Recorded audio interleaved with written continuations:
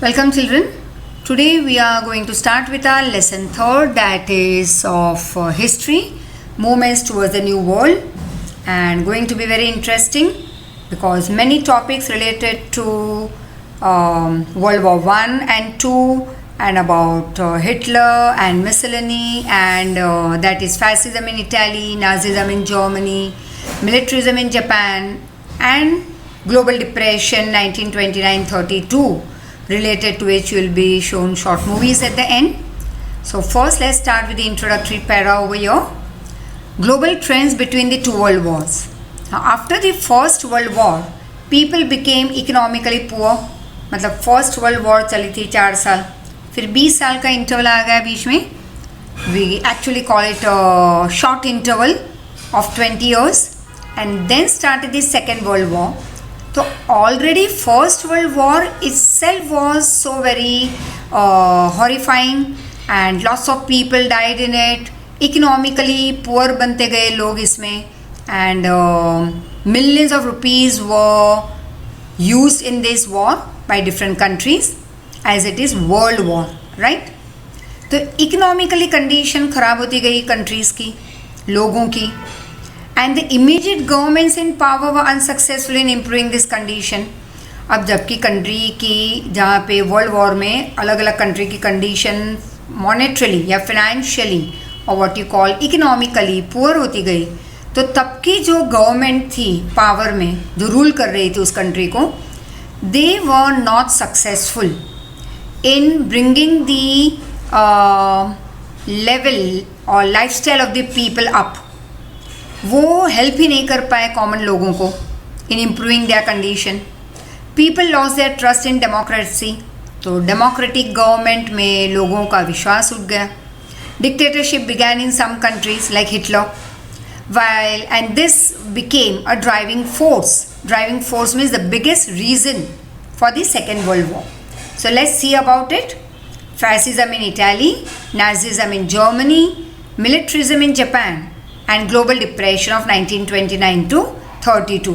This destroyed the stock market, and naturally when the stock market gets crushed or crashed, you can say actually crashed, तो लोगों की जो लोगों ने अपनी जमा पूंजी डाल दी थी स्टॉक एक्सचेंज में, शेयर खरीदने में and all, they all were shattered. गरीब से गरीब आदमी ने भी थोड़े बहुत पैसे शायद अगर उसमें डाले थे, क्योंकि तब स्टॉक मार्केट काफ़ी ऊंची गई थी 1929 के पहले, समवेयर इन 1920s में, 2021.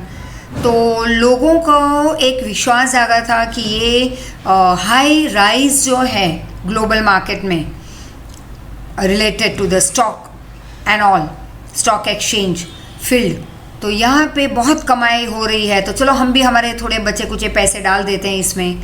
All of a sudden it crashed. और ये जो चला था नियरली यहाँ पे लिखा है 29 to 32, yes that was the initial period, लेकिन 10 साल लगे लोगों को इससे बाहर आने में. लाइफ शैटर हो चुकी थी लोगों की. You will see in short movie on it later on, तो पूरा पता चल जाएगा what is global depression. So let's start about the various events related to these 4 topics over here and that led to second world war. क्योंकि immediate government like democratic government तो कुछ कर नहीं पाई, लोगों का विश्वास उठ गया, तो एंट्री ले ली people like Hitler and Mussolini and many other forms took entry in various countries. कहीं पे मिलिट्री राज आ गया, कहीं पे नाजी पार्टी आ गई, कहीं पे फैसिस्ट पार्टी रूल करने लगी, और फिर एक बड़ा ग्लोबल डिप्रेशन आया उस पीरियड में. This was the time period between the 2 world war, right? तो कहीं ना कहीं बहुत सारे रीजंस थे जो सेकेंड वर्ल्ड वॉर ले आया. यहाँ पे तो ग्लोबल डिप्रेशन के टाइम इतनी गरीबी आ गई थी कि ईविल इम्पैक्ट होने लगे उसके लोगों की लाइफ पे. लोग फ्रस्ट्रेशन में आ गए थे and lots of anger was seen all over the world.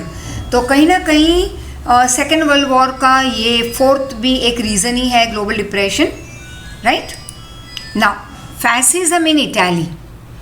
In the First World War, Italy was on the side of winning countries and fought for those nation. तो देखो फर्स्ट वर्ल्ड वॉर हुई तो दो parties थी, हम कहेंगे जैसे Italy ने भी हिस्सा लिया था फर्स्ट वर्ल्ड वॉर में, फिर थी फ्रांस, इंग्लैंड, लास्ट में अमेरिका ने एंट्री ली। सेम सेकेंड वर्ल्ड वॉर में भी हुआ था कि at the end of the second world war the entry was taken by America. तो यहाँ पे फर्स्ट वर्ल्ड वॉर में इटली किसके साइड से लड़ रही थी? वो कंट्रीज जो जीत गई, right. It incurred a massive expenditure of $12 billion, lost lives of 6 lakh soldiers. Yet the other winning countries took over the choicest territories, ignoring Italy. अब इटली ने भी बहुत बड़ा खर्चा किया था इस पर्टिकुलर फर्स्ट वर्ल्ड वॉर में, फिर भी उसने जिन विनिंग नेशंस को साथ दिया था वॉर के टाइम, जिसका वो एक हिस्सा थी, तो Italy also was a winning party. But yet बाकी के विनिंग कंट्रीज़ ने अपने चॉइस के सारे रीजन्स या टेरिटरीज अपने हिस्से कर लिए, इटली की तरफ ध्यान नहीं दिया। Italy was very angry and frustrated. अब फ्रस्ट्रेशन में तो तुम्हें पता ही है क्या करते हैं लोग। For example you are asking for say something new in house, कि मुझे भी चाहिए जैसे खुद का laptop, right, in this time period कि मैं अच्छे से देख सकूँ, मेरी आंखें ख़राब हो रही है स्मार्टफोन पे, स्कूल के 4-4 घंटे, ट्यूशन के time and all this things we have to handle. मम्मा तुम्हें क्या पता चले, दिस दैट। अब तुम्हें नहीं मिल रहा because may be there are some condition in house which make the parents not to buy it immediately for you. वो कहते हैं ठीक है बेबी रुक जाओ, थोड़े दिन के बाद खरीद लेते हैं। बट ये मेरा बेबी सुनेगा नहीं या सुनेगी नहीं, ये धाम धाम धाम शुरू हो गया घर में, और इमोशनली ब्लैकमेलिंग शुरू हो गई, like not having your lunch. And initially एक आध दिन तो यही चलेगा, उपवास कर लिया, राइट, छिप छिप के कहीं पे कुछ खा भी लिया, लेकिन मम्मी को क्या बताना है, उपवास किया, मैं नहीं खाऊंगी या मैं नहीं खाऊंगा, देख लूँगा मैं भी, कैसे नहीं दिलाते हो ना, ये सब डायलॉग चलते हैं दिमाग में। अब पेरेंट्स की खुद के प्रॉब्लम्स होते हैं, राइट, जो हम नहीं समझते, और हम तो ज़िद पे अड़े रहे, गुस्सा आ गया, क्यों? क्योंकि मिला नहीं जो मांगा वो, एंड फ्रस्ट्रेशन ये धमाधम हो गई घर में, और पढ़ाई नहीं करेंगे, जाओ जो करना है कर लो, यू नो, इनडायरेक्टली डायलॉग तो नहीं बोलोगे, लेकिन तुम पेरेंट्स को प्रेशर में ले आओगे, भाई खाना नहीं खाओगे, पढ़ाई नहीं करोगे टाइम पे, तो उनका जी जलेगा, हाय मेरा बच्चा पढ़ाई नहीं करेगा, 90 अप्लाएगा नहीं, मेरा सोसाइटी में मैं क्या कहूँगी, you know, they are in that pressure. तुम इमोशनली ब्लैकमेलिंग शुरू करोगे। तो फ्रस्ट्रेशन में इटली ने क्या किया, लेट्स सी। फ्रस्ट्रेशन में और एंगर में लोग कुछ भी कर लेते हैं, same thing happened with Italy. उसने भी इतना ही एक्सपेंडिचर किया था, बहुत सारे लोग उसके भी मारे गए थे सोल्जर्स, और वो जीती थी, लेकिन उसके ग्रुप ने उसे कुछ नहीं दिया, काफ़ी कुछ खुद ले गए। नाउ इट सो हैपेंड कि इस नेशनलिस्टिक फीलिंग वॉज हर्ट, मतलब इंसल्ट हुआ उसका, for which Italians considered is government responsible. अगर कुछ हुआ तो क्या कहोगे, मम्मी देखो मैंने तो बोला था, तुमने सुना नहीं, आगे कम परसेंटेज, किसी और पे थोप देना सारा फॉल्ट, खुद करना नहीं, लेकिन ब्लैकमेलिंग शुरू कर देना इमोशनली, सारी रिस्पॉन्सिबिलिटी खुद नहीं उठाना, लेकिन डाल देना किसके सर पे, बड़ों के सर पे, कि तुम्हारी वजह से ये हुआ। सेम थिंग इटली के लोगों ने गुस्से में क्या कर दिया कि अपने जो भी उनके साथ बुरा किया बाकी की विनिंग कंट्रीज़ ने, सारा इल्ज़ाम किस पे डाल दिया, खुद की गवर्नमेंट पे, and was more than eager to avenge, that is to take revenge of this insult, country's insult, that is national humiliation, as soon as possible. और फिर तो डट के उन्होंने फिक्स कर ही लिया इटालियंस ने कि कुछ भी हो जाए, हमारी कंट्री का इंसल्ट हुआ है, राइट, तो इसका तो हम रिवेंज लेंगे as soon as possible. In order to salvage Italy from such a dire condition, very bad condition, worst condition I would say, खूब पॉवर्टी एंड बहुत सारे प्रॉब्लम से भरी पड़ी कंट्री थी ये, तो in order to save it from such a worst condition, किसने एंट्री ले ली, Benito Mussolini launched, that is, he took an entry with his fascist party. He was the leader. Naturally, जो पहला आदमी जो कुछ लेके आएगा, कुछ लॉन्च करेगा, तो लीडर तो वही होगा. Now very interesting. He adopted a bundle of sticks and axe. A bundle of sticks is a symbol. Axe के साथ वो एक symbol है of supremacy of Roman emperor. Is a symbol. He took it as a symbol of his own party. That is called fascist party. Learn it all for your objectives. Fascism has evolved from the Italian word facige, which means 100% control, मतलब absolute control of the state on all things. आज हमारी country जो democratic country है, Republic country है, यहाँ पे government जो है वो हमें पावरफुली कंट्रोल नहीं कर रही, वो हमारा ध्यान रख रही है, वो हमें रूल कर रही है, लेकिन not as the sole emperor. वो हमारा ध्यान रख रही है, देख रही है कि भाई डेवलपमेंट हो रहा है या नहीं, अनएम्प्लॉयमेंट के बाहर लोग कितने आ गए, पॉवर्टी कंडीशन लो हो रही है या नहीं, काफ़ी कुछ welfare of the common Indian citizen के लिए काम करना, हमारी ख्वाहिशें जानना, मतलब हमारे ड्रीम्स जानना, उसे फुलफ़िल करना थ्रू 5 ईयर प्लान्स. तो वो हम डायरेक्टली जाके रूल नहीं करेंगे जैसे हमने 10th चैप्टर में किया था लास्ट टाइम, लेकिन हमारी ओर से, हमारे ही जिताए गए लोग वहाँ जाके बैठेंगे हमारी ओर से और हमारे लिए काम करेंगे. लेकिन यहाँ पे हुआ क्या? एब्सोल्यूट कंट्रोल किसके हाथ में आ गया? स्टेट के हाथ में, कंट्री के हाथ में. हर एक चीज़ पे लोगों का बोलना मना था, उनको सपने देखना मना था. हिटलर के अंदर तो 100% लोग सपने भी नहीं देख सकते थे. ड्रीम आए तो डर के, हिटलर के डर के मारे आँख खोल देते. कुछ सोचते तो डर जाते कि कहीं हिटलर तक हमारी सोच दिमाग की पहुंच ना जाए. Right? So they were not allowed to even think, they were not allowed to act on their own, they were not allowed to smile on their own. Everything, the life was under the control of Hitler. Same Benito Mussolini. Right? तो Hitler के बारे में interesting last में देखते हैं, मतलब बाद में. At present Mussolini interesting part. अब मुसोलिनीज मैक्सिम, मतलब उनका लोगो, मतलब कहते हैं जैसे slogan boss, 1 party 1 leader, smart man. Right? कि एक पार्टी एक लीडर, ज़्यादा लोग यहाँ पे रूल नहीं करेंगे. He gave military training to his party volunteers. अब जो लोग वॉलंटरली उसके पार्टी के मेंबर बने, उसको उसने मिलिट्री ट्रेनिंग दी और उनको दे दिया ब्लैक यूनिफॉर्म. राइट? तो मैक्सिम था 1 पार्टी 1 लीडर, यूनिफॉर्म था ब्लैक कलर का, और सिंबल था bundle of sticks and x. That was the, you can say, symbol of supremacy of Roman emperor. And after coming to power, Benito captured Rhodes and Dodecans island from Turkey. वो capture कर लिया Turkey का उसने. फिर उसने अलग अलग जगह पे वॉर करके खुद के एरिया में ऐड कर लिया, like how Dalhousie and all used to do with India. तो इन्होंने ले लिया पहले तो Rhodes and Dodecanese from Turkey, फिर उन्होंने विन किया Albania, Abyssinia, Fiume port in 24. After these victories, Mussolini snapped, that is cut off, broke all the relations, that is ties, with the League of Nations, joined the Rome, Berlin, Tokyo axis. अब देखो, 2 party बनी, एलिड and axis. एलिड मतलब हम ऐसे लेंगे तो easy हो जाएगा समझना, फ्रेंडली पार्टी. एक्सिस मतलब दुश्मन पार्टी.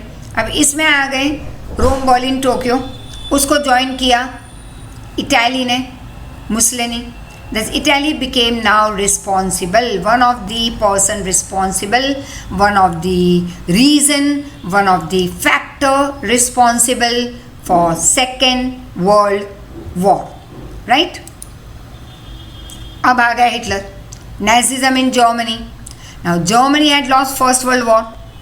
पैसे से टोटली डिस्ट्रॉय हो गई थी, इकोनॉमी कंट्री की डिस्ट्रॉय हो गई थी जर्मनी की.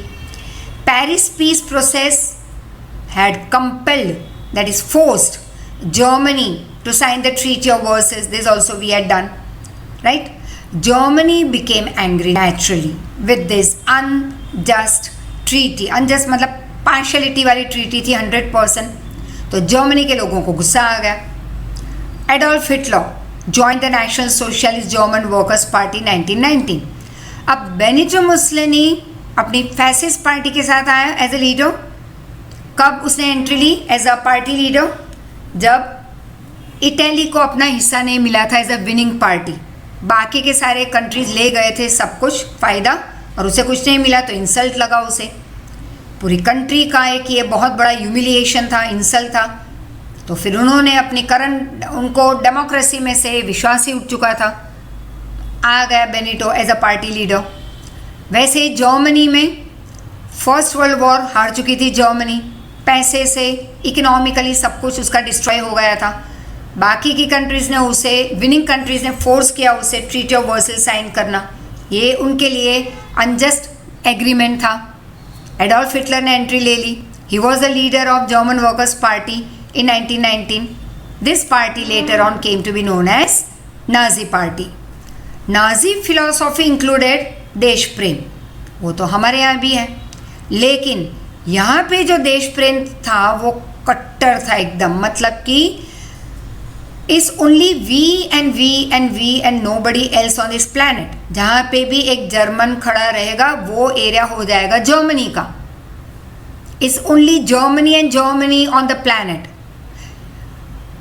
आज इज द बेस्ट, बाकी के बेकार, राइट। तो नाजी फिलोसॉफी कुछ ज़्यादा ही एक्सट्रीम फिलोसॉफी थी। लोगों के दिमाग में इतना इसके रिलेटेड भी एक वीडियो होगा, a short movie, that how crores of people were like madly following him and बहुत ही एक्सट्रीम नेशनलिस्टिक फीलिंग उनमें क्रिएट करवाई थी। And there was socialism. After death of German president Hindenburg, Hitler assumed the post and established dictatorial rule।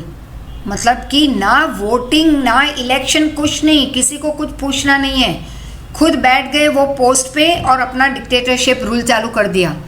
किसके बनने के बाद? After the German president Hindenburg. Now Hitler adopted very strong and aggressive, जब तुम aggressive बन जाते हो ना, कुछ नहीं मिलता है तो, full of anger and all that things, you know, गुस्से वाली पॉलिसीज, एंगर एंड कहते हैं जिद्दी। He was very stern, he was very adamant, you can say. So he adopted all negative policies and led the Germans towards nationalism, narrow nationalism. I told you just now. Nationalism हम में भी है, we love our country. But narrow nationalism is what? ना left ना right देखो, खुद सोचो सिर्फ अपना, और कोई है ही नहीं इस प्लैनेट पे। We have to destroy all. We have to be the ruler of the planet. It was that way.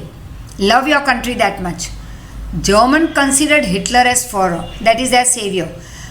अब जब लोग मर रहे थे, पॉवर्टी में तकलीफ़ें आ रही थी फर्स्ट वर्ल्ड वॉर के बाद, तो नेचुरली, और वैसे भी जर्मनी हार चुकी थी, कंपल्शन में वो एग्रीमेंट साइन करवाया था, लोग फ्रस्ट्रेट हो चुके थे, इंसल्टेड फील हो रहे थे, और तब हिटलर ने एंट्री ली that I will provide you bread and peace and land and all. तो नेचुरली लोग उसको भगवान मानने लगे, सेवियर मानने लगे कि ये तो हमारा अन्नदाता आ गए, हमें बचाने वाला कोई आ गया। Actually that time they didn't know the policies and thoughts that were running in the mind of Hitler. कुछ नहीं पता था कॉमन लोगों को उस समय। It was very much later that they came to know about it. तब तक तो वो ऑलरेडी उसके कंट्रोल में आ चुके थे लोग। एंड नाजी सोल्जर्स वोर blue military uniform, learn it, stuck a red strip on their shoulder and wore a symbol of swastik। लेकिन ये स्वस्तिक का जैसे लिखा है तो स्वस्तिक, लेकिन उल्टा है।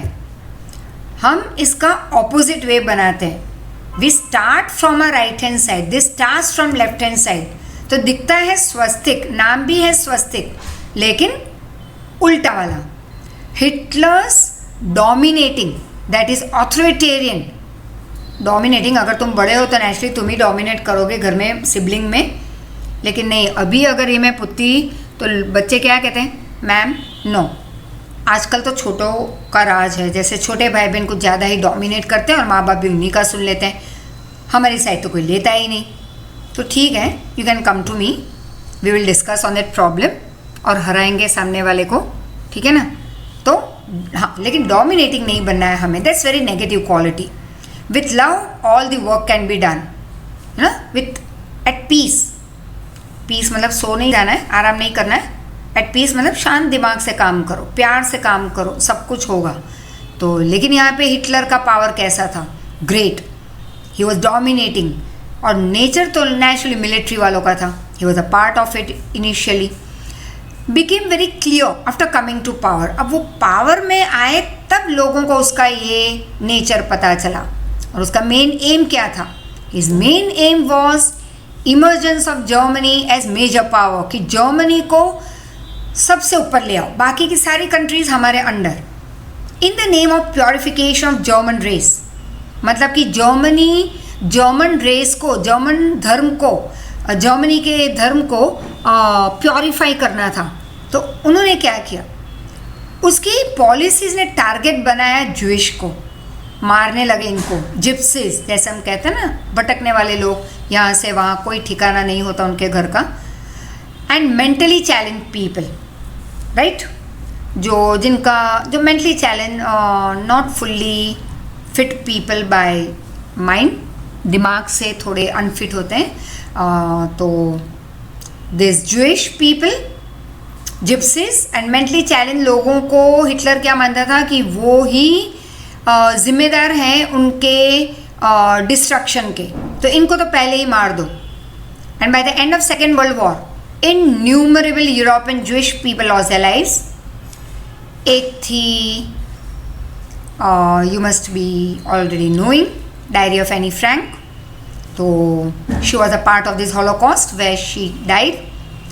And this Jewish लोगों को एक साथ लॉट में मार देना, ग्रेट नंबर में मार देना, इज कॉल्ड हॉलोकॉस्ट. जेनोसाइड कहते हैं उसे. तुम ऐसे समझ लो कि एक रूम में बहुत सारे अनलिमिटेड नंबर ऑफ लोगों को डाल दिया, बंद कर दिया. मतलब कि कैपेसिटी है 100 लोगों की, डाल दिया 1000 लोगों को उसमें. इमेजिन, सांस लेना ही बंद हो जाए पहले तो. सेकेंड, पॉइजनस गैस छोड़ दो उसमें अपने आप. उसके पहले आधे तो मर चुके थे, बट फिर बचे कुचे भी मर गए. तो that is the way how, that is one of the way, right, to kill the people. Hitler's expansionism, military action against neighboring countries and policy of exterminating certain groups led to the Second World War and became an important reason for the same. तो Hitler का जो एक nature था कि भाई expand, like Dalhousie, अलग अलग territories को अपने कैप्चर, अपने ही कंट्रोल में लेते जाओ, कई लोगों को मार देना. और ये बहुत सारी चीज़ें ऐसी थी जो सेकेंड वर्ल्ड वॉर का एक रीज़न बना. Right, important reason for leading towards the Second World War.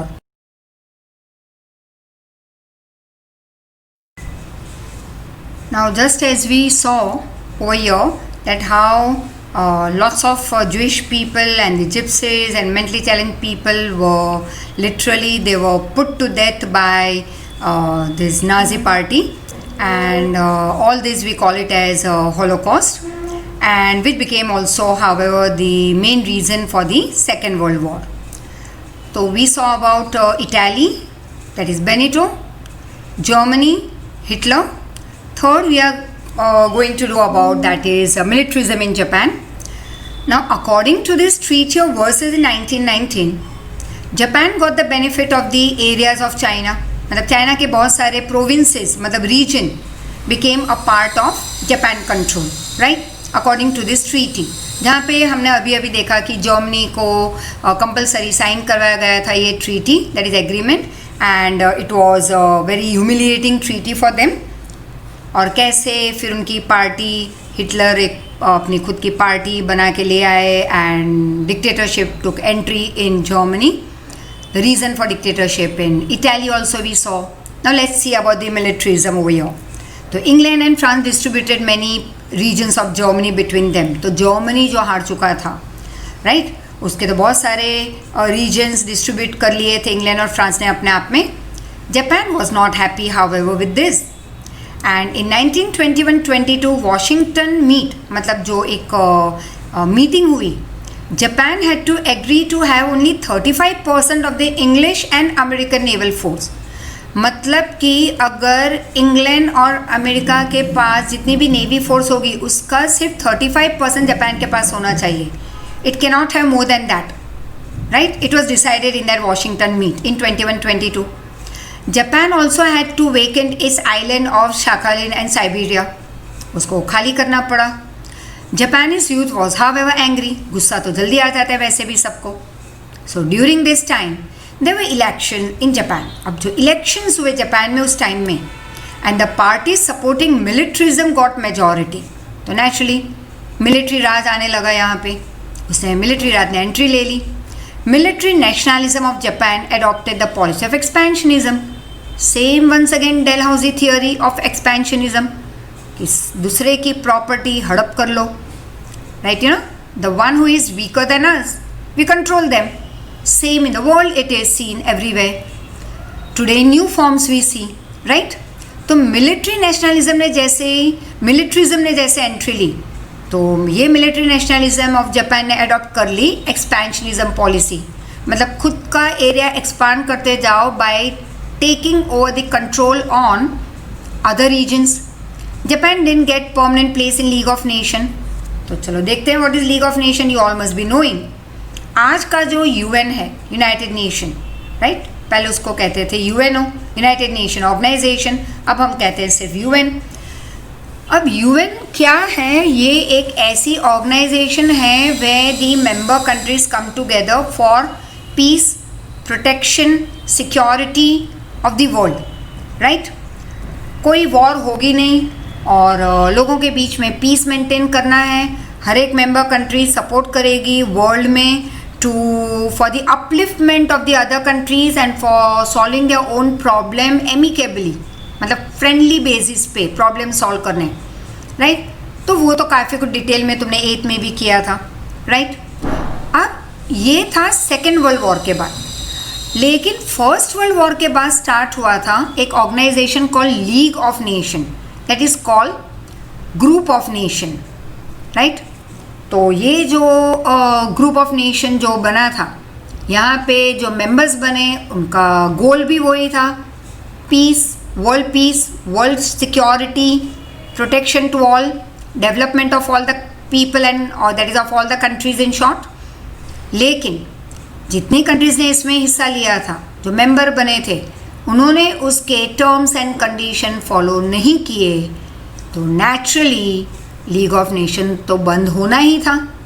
अगर तुम कुछ एक नया बिजनेस स्टार्ट करो या कोई प्रोफेशन अपना स्टार्ट करो, धाम धूम से ये पूजा पाठ करवा लिया, ये वो लॉट में नहीं फर्नीचर डाल दिया, फिर बैठ गए अपनी ऑफिस में एसी रूम में, लेकिन अगर एक भी क्लाइंट आए ही नहीं, नेचुरली या जो आते हैं वो तुम्हारा कहा माने ही नहीं, तुम्हारे टर्म्स एंड कंडीशन पे काम करना ना चाहे, you will have to stop your business और your profession. You can't move ahead क्योंकि कोई सपोर्ट है ही नहीं तुम्हारे पास. All are against your policies. तो वो तो फैक्ट्री या बिजनेस या ट्रेडिंग या प्रोफेशन आगे नहीं बढ़ने वाला, ताला लग जाएगा उसमें. Same thing happen with league of nation. And the Western countries could not stop the imperialist activities of Japan. So, imperialism once again, भूल ही गए होंगे 100%, I know, क्योंकि रिवीजन तो सिर्फ मैं करूं, है कि नहीं? Let me tell you once again, in short, is definition या एक simple explanation of imperialism. A strong and rich country, like for say what Britishers did with us and with many other countries. So a rich and strong country, when it takes over the control of or the hold of a rich but weak country, जैसे हमारे साथ हुआ था India के साथ by the Britishers. तो once again, a rich and strong country taking over the hold of a rich but weak country, either by force or by fraud, मतलब cheating से. जैसे चीट करके भी ले लिया था डेलहाउसी ने बहुत सारे प्रोविंसेस ऑफ इंडिया फ्रॉम राजा महाराजा. फिर कईयों का फोर्सिबली ले लिया था, कईयों का बाय प्रोवाइडिंग यूजलेस रीज़न बता दिया था कि आपको रूल करना नहीं आता, the ruling is not done properly, तो अब आपका राज्य हम संभालेंगे, it is now under the British rule.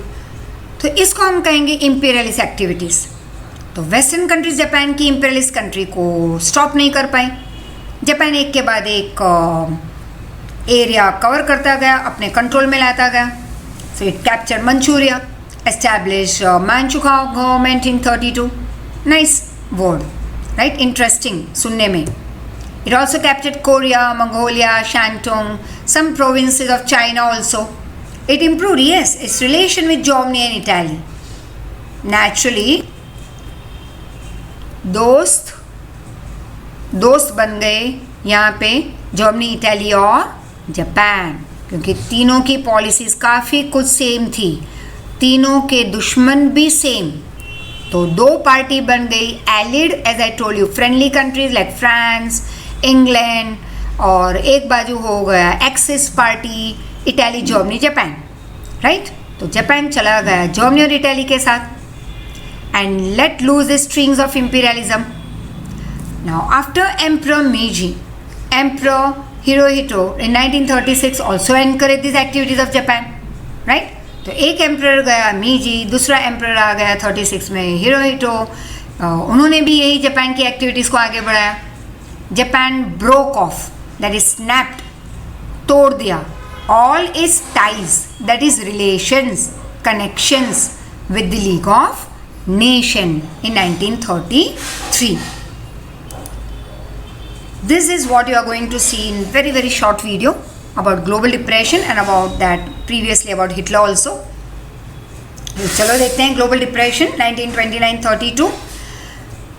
जैसे वीडियो देखोगे पूरा डिटेल में पता चल ही जाएगा तुम्हें। But yes, you need to learn this for your 2 marker short note. Now, and 1 marker, what is when did it take place? 1929 to 32. Now, the heads of the most of the European nation had the belief that with the end of First World War, even the post-war problem of the world will come to an end. अब देखो, war हो गई, उसके बाद के problems जो होंगे जैसे भूखमरी, अनएम्प्लॉयमेंट, केओस, और नया रूलर आ गया, या बहुत सारे नए प्रॉब्लम्स क्रॉप अप होते हैं। लेकिन यूरोपियन कंट्रीज़ को ये लगा, जो उसके जो हेड थे, कि भाई फर्स्ट वर्ल्ड वॉर ख़त्म हो गई तो उसके बाद के जो प्रॉब्लम्स है वो अपने आप ख़त्म ही हो जाएंगे वर्ल्ड में। लेकिन ये तो गलत साबित हो गया। It prove to be very wrong. Suddenly a large number of shares began to be sold in the Wall Street, जो तुम मूवी में देखोगे, वॉल स्ट्रीट नंबर भी दिया है वहाँ पे उसका। So a large number of, ये पूरा जैसे हम कहते हैं कि when you go to Bombay, अब फ्यूचर में, बहुत नज़दीकी फ्यूचर में अगर जाते हो तो देखना कि वहाँ पे एक स्टॉक एक्सचेंज का बड़ा एक बिल्डिंग है and it's very huge area, जिस पे कि पहला बॉम्ब ब्लास्ट हुआ था इन 1990s में, राइट। टेररिज्म इम्पैक्ट क्लियर दिखाई दिया था तब। एक ही दिन में एक साथ lot many bomb blast in Bombay had taken place and then there was curfew way we were just lock down in houses for more than 2 weeks. तो बहुत ही क्रिटिकल कंडीशन थी। Common citizens like you and me also, those we all that time when we were staying in Bombay faced lots of, but yes, it was a very different life and थोड़ा fear था, थोड़ा कुछ अलग देखने भी मिला उस time period में। and yes, fear was more among everyone because that was the first time ever people saw of that particular decade कि बॉम्ब ब्लास्ट क्या होता है, उसके इम्पैक्ट्स क्या हैं, आफ्टर इफ़ेक्ट क्या होते हैं बिजनेस पे, लाइफ पे, फैमिली पे, यंग एंड ओल्ड के दिमाग पे उसकी क्या असर होती है। Very much in detail we had pass through that life in that time period and so यहाँ पे आफ्टर वॉर के इम्पैक्ट बहुत गलत, बहुत ख़राब साबित हुए थे।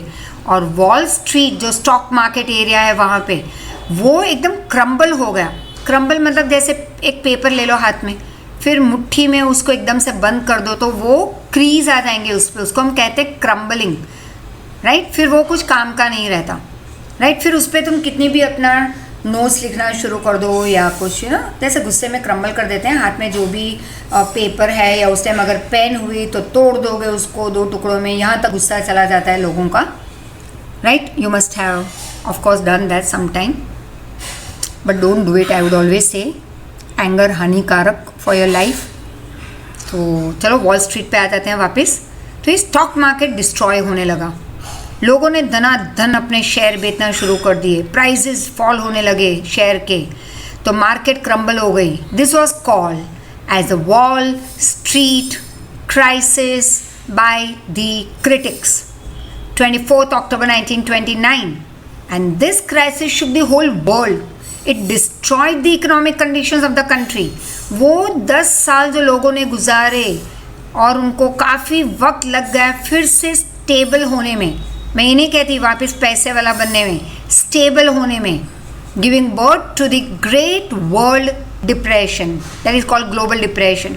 कभी ऐसे लोगों ने देखा नहीं था और शायद आगे कभी देखा भी नहीं अब तक तो ऐसे। Yes, today after this many years, though not share market related but Covid related, what we saw and what we are seeing at present is कि कहीं ना कहीं बहुत लोगों का कहीं पे इफेक्ट हो रहा है अपने प्रोफेशन में, बिजनेस में। Yes, we are a part of it of course, but very strongly and yes lovingly we have to do our work, क्योंकि कई लोगों के पास तो काम भी नहीं है, तो we can say that we are thank God much in a better condition कि काम है, थोड़ा है लेकिन है, right? So that is what is we have to be thankful to God in this COVID time period, that there is poverty increasing in our surrounding. In many countries, businesses have shut down. लोगों के पास काम नहीं है, पैसे नहीं है. Initially 3 months were very dreadful, right? Full of fear and all. जो हम सब उसमें से पास हुए हैं और अभी भी कहीं ना कहीं उसकी इफ़ेक्ट हमारे साथ है. Yes? तो and I feel very pity on children when I see them.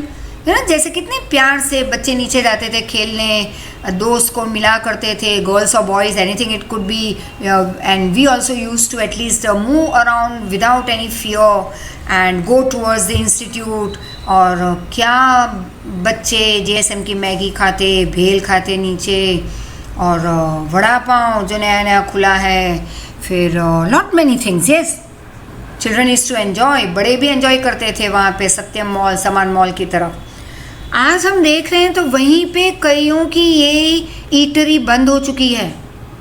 काफ़ी कुछ वो अपना सारा फर्नीचर उठा के ले जा रहे हैं वापस, बंद हो चुका है उनका खाने पीने की उनकी वो शॉप जिसको हम ईटरी कहते हैं.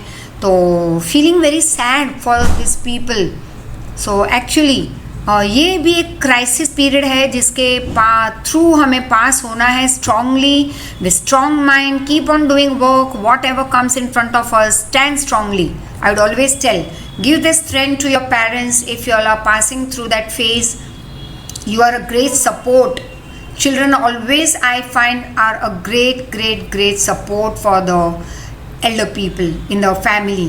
For me, चलो घर में कोई बच्चा नहीं है, but I have always consider you all as my children, where I have always seen that चाहे हम मिलते ना हो अभी, but when I give my lectures, it's always I see that I always imagine that there you are in front of me, you all are there in front of me. अलग अलग बच्चे मेरे आँखों के सामने आते हैं, कई जिनको मैं नहीं मिली हूँ अब तक, जिनको नहीं देखा है, तो उनको भी याद कर लेती हूँ when I am giving lectures, when I am checking the papers. तो कहीं ना कहीं एक तुम हमेशा मेरी स्ट्रेंथ रहे हो. पास में जो स्टूडेंट थे वो भी हमेशा मेरी स्ट्रेंथ बन के खड़े रहे. And the biggest strength I got from lot many students messages when I lost my mother.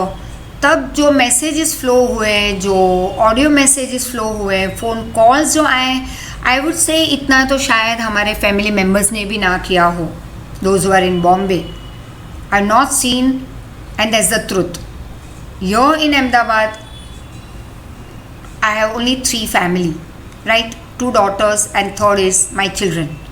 तो ये 3 family I consider as one of me, of my life. But yes, it was all forgotten within a day or 2 and nobody gave a call to us.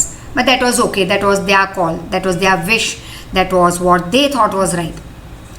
But what I find is कि जो strength मुझे उस time पे जो मुझे तुम लोगों की तरफ से मिली, that was greatest, and I consider myself today as the luckiest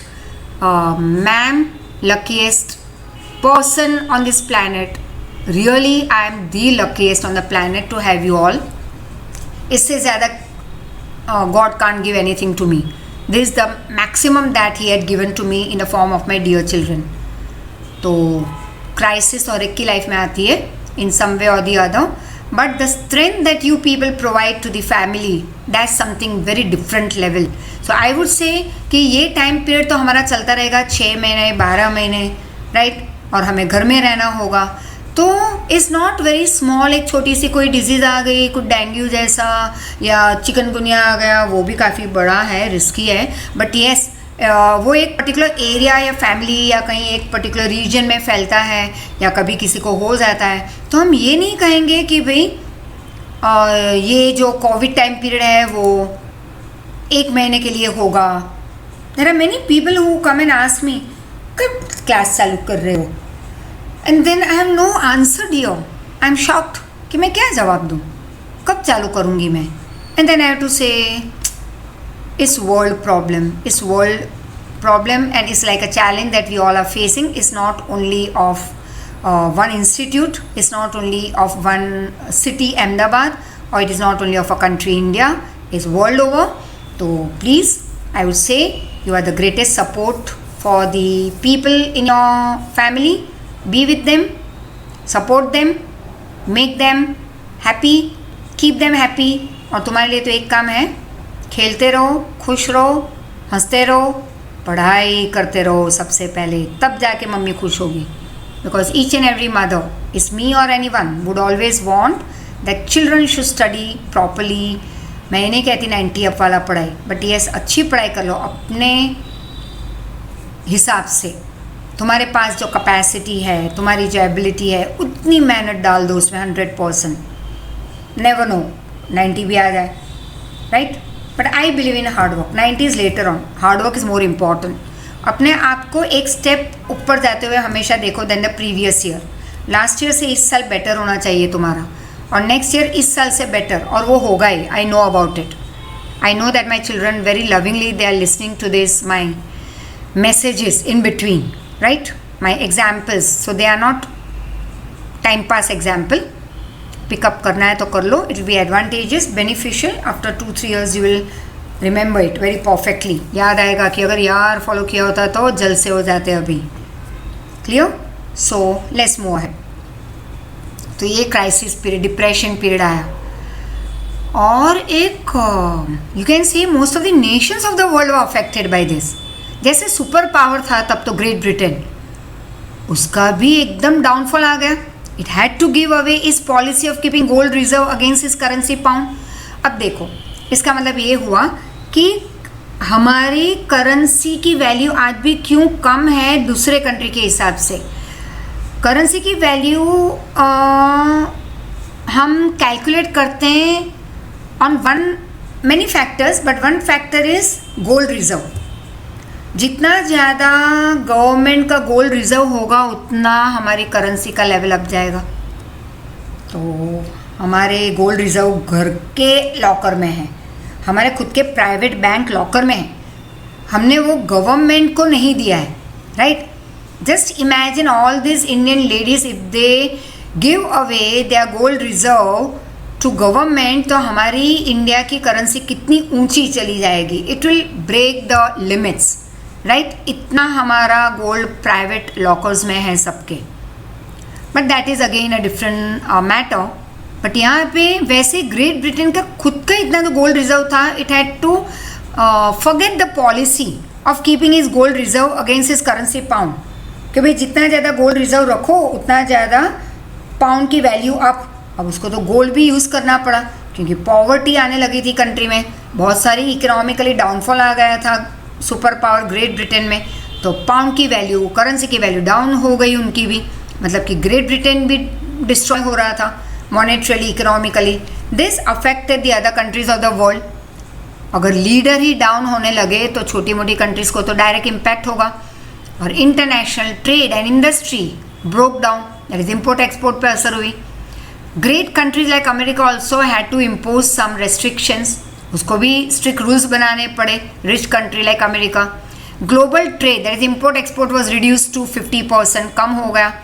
World War II started getting its outline. So this also thus was one of the biggest reason, one of the factor responsible for Second World War, right?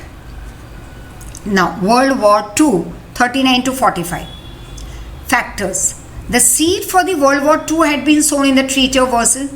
ये तो हमने देख लिया. जो America को गुस्सा आ गया था, वो एग्रीमेंट ह्यूमिलिएटिंग एग्रीमेंट था उनके हिसाब से. और जापान के साथ भी कुछ ऐसे हुआ कि वो जीती हुई पार्टी का एक हिस्सा था, but still it had to face lot many problems. Paris peace process had displease many countries. अब ये जो ट्रीटी ऑफ वर्सलेस थी, या हम उसको कहते हैं पेरिस पीस प्रोसेस, उसकी वजह से काफ़ी कंट्रीज ना खुश थी, dissatisfied, displeased. Events that happened after that led to the world war II. So let's see about it. लेकिन let's see in the next lecture. तब तक रिवाइज कर लो. Very important for your 4 marker previous part, चार factors, and each individually will be for your 2 marker or 3 marker short note. So we continue next time from here. So revise, be happy and be safe. Enjoy with your parents. Thank you so much. Thank you.